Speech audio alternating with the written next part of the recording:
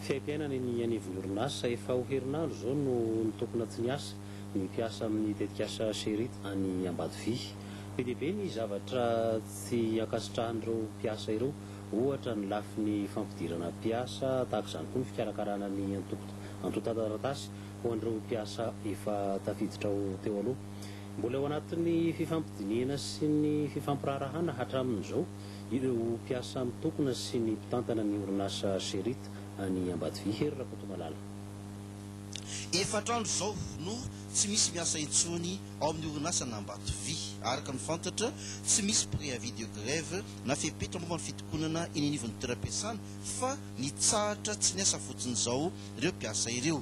Raha tsy ahivona ny fitakin'ny mpiasa ao amin'ny tetikasa Ambatovi dia miompana ny foto-kevitra amin'ny tokony anarana tsaka ny sy andavany ny protocole d'accord na fifanarahana momba ny fampidirana mpiasa ao amin'ity tetikasa ity. No tsy ahivon'izy ireo ny anjara ndraikitra goavana nataony tamin'ny fananganana izao tetikasa izao, ka natonga azy ireo hitaky tsy misy fepetra ny hanomezana tombon-dahiny sy laharam-pahamena ny olona avy ao amin'ny faritra misy ny tetikasa. Eo ihany koa ny hoe olona efa niasa tao amin'ny projet no hiasa ary efa manana traikefa nandritra ny fananganana azy.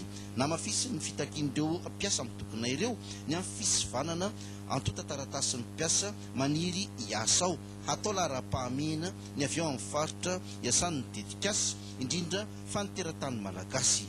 Nasian'izy ireo fitakiana ihany koa ny momba ny visite d'embauche. Manoloana izany rehetra izany, nasian'ireo mpiasa ireo fanamarihana ny amin'ny fivoriana hiarana amin'ny délégué du personnel ilany olona mahatapa-kevitra. Ny zoma 17 aogositra teo no nanomboka ny fitokonana tao Ambatovi. Ny mpiasa ny société Kinam sous-traitant ny asa ao Ambatovi no nitarika an'izany. Ny toy ny alatsinainy sy ny talata teo io ary ny alarobia voalohany volana septambra no nanomboka ny fifampiraharahana teo amin'ireo mpiasa mitokona sy ny tompona andraikitra. Ny toy ny alakamisy 2 septambra izany mbola tsy nivany olana hatramin'izao ary mbola mikatona tanteraka ny orinasa. Nampanantena ny fanomezan-danja ny olona avy amin'ny faritra isan'ny tetikasa Ambatovi, ny tompona andraikitra ny projet Ambatovi no tsindriny kosa ny fahaiza-manao. Fantatra fa mitoetra ny fifampirarahana amin'izao fotoana izao, mitombo ny fatiantoko ity orinasa Ambatovi ity ary miemotra ny fotoana anomboana ny fitrandrana nickel sy cobalt izay manana anjara toerana lehibe eo amin'ny fampandrosoana tsy ho an'ny faritra iray ihany fa ny firenena manontolo. Izany hoe misy akony lehibe eo amin'ny toe-karem-pirenena ny tontolon'ny asa ao amin'ny tetikasa Ambatovi. Trapahasairanana ny tetikasa Ambatovi. Ny kompania Air Madagasikara kosa dia mahatsapa-tena fa salama tsara satria araka ny tombatomban'ny Air Madagasikara dia betsaka ihany ireo nandray fiaramanidina tamin'ity taona ity. Izany dia vokatry ny fiarah-miasany amin'ireo tour opérateur sy agence de voyage, ka nisy maromaro tamin'izy ireo izay nivarotra tapakila betsaka indrindra dia nitoloran'ny Airmad fankasitrahana Androany Rivaravoanarivo sy Cédric Razavindrakoto. Agence de voyage misa folo sy tour opérateur telo miara-miasa amin'ny Air Madagascar no nahazo fankasitrahana tamin'ity orinasa ampitanterana napakapaka ity.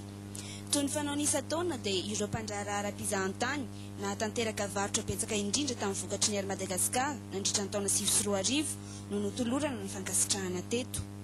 Ny tanjona tratrarin'ny orinasa Air Madagascar moa dia ny fanitarana trany ny varotra ary ny fampitombona ihany koa ny vola miditra. Dia maro ny drafitrasa sy ny paikady izay efa napetraka hatratrarana an'izany tanjona izany. Dia anisan'izany ny fanamafisana, ny fanametrahana fiarah-miasa matotra sy mafonja miaraka amin'ireo mpandraharaha izay misahana ny fivarotana ny fitaterana anabakabaka. Dia ny agence de voyage zany sy ny tour opérateur. Ary koa natao hanomezana fankasitrahana zany ireo mavitrika mahafatrapo indrindra. Dia ireo folo zany amin'ny agence de voyage, ireo folo voalohany ary ny telo voalohany amin'ny tour opérateur. Miara-miasa amin'ny agence de voyage manodidina ny 50 sy tour opérateur mahery ny folo manerana ny nosy moa ny Air Madagascar. Lafim-baovao hafa tanteraka nanao fianianana kosa ireo vadin-tany 20 ny Canada izay tetsy amin'ny lapan'ny fitsarana no nanaovana izany fifaninanana izany. Lalao Ester sy Marc Rakotomalala. 12 mianada ireto vaditany na huissier de justice nahavita ny fianianana teo anatrehan'ny fitsarana ka andray ny andraikitra mahavaditany azy. Vita tokoa moa zany ny fianianana nataon'ireny 12 mianada hiasa vaditany vaovao hiasa eto amin'ny fitsarana ambony atao faritry ny fitsarana ambony eto Antananarivo. Izy ireo dia efa voatsinjara araky ny fanapariana nataon'ny ministera. Misy zany eto Antananarivo renivohitra n'ankamaroany.